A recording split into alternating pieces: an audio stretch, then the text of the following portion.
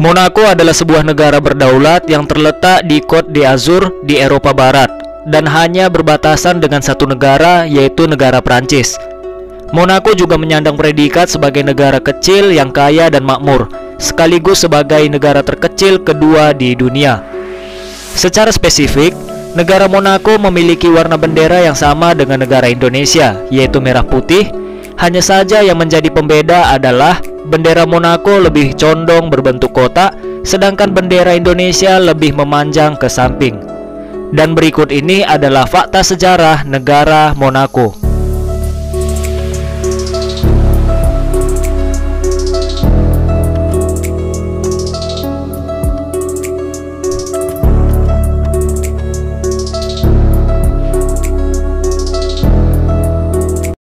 Monaco adalah sebuah negara kecil yang terletak di benua Eropa, tepatnya berada di bagian barat benua Eropa.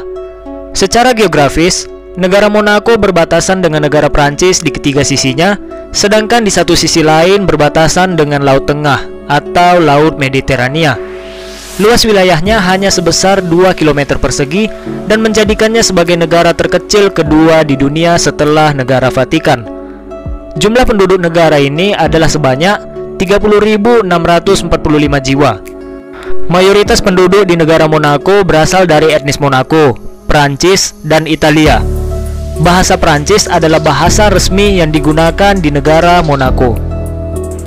Sistem pemerintahan yang digunakan oleh negara Monaco adalah sistem pemerintahan monarki konstitusional, yang dimana kepala negaranya adalah seorang pangeran. Pangeran Albert II adalah pangeran yang menjabat saat ini.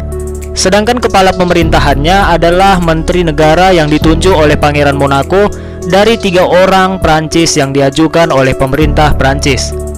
Menteri negara biasanya adalah orang Prancis. Namun sejak amandemen konstitusi pada tahun 2002, orang Prancis maupun orang Monaco memiliki kesempatan yang sama untuk dipilih menjadi menteri negara. Negara Monaco juga merupakan sebuah negara maju yang memiliki standar hidup yang sangat tinggi. Letak geografisnya yang berada di pesisir pantai Mediterania dan berbatasan dengan negara Prancis menjadikannya sebagai tujuan wisata yang menarik wisatawan dari berbagai mancanegara. Mayoritas penduduk di negara Monaco menganut agama Kristen, yaitu dengan populasi sebesar 34.400 jiwa atau dengan persentase 86%. Kemudian ada juga yang tidak memiliki agama, yaitu dengan populasi 4.680 jiwa atau dengan persentase 11,7%. Lalu ada juga yang menganut agama Yahudi, yaitu dengan populasi 680 jiwa atau dengan persentase 1,7%. Dan terakhir ada juga yang menganut agama Islam, yaitu dengan populasi 160 jiwa atau dengan persentase 0,4%.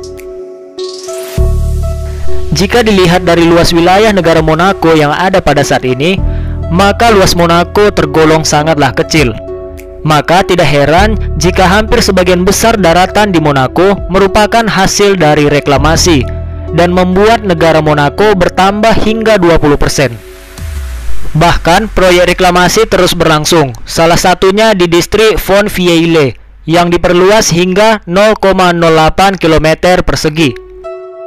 Nama Monaco datang dari sekitar abad ke-6 sebelum Masehi sebagai bagian dari koloni Yunani Phocaea. Menurut mitos kuno, Hercules melewati daerah Monaco dan mengusir para dewa sebelumnya. Hasilnya, sebuah kuil dibangun di sana, yaitu kuil Hercules Monoikos.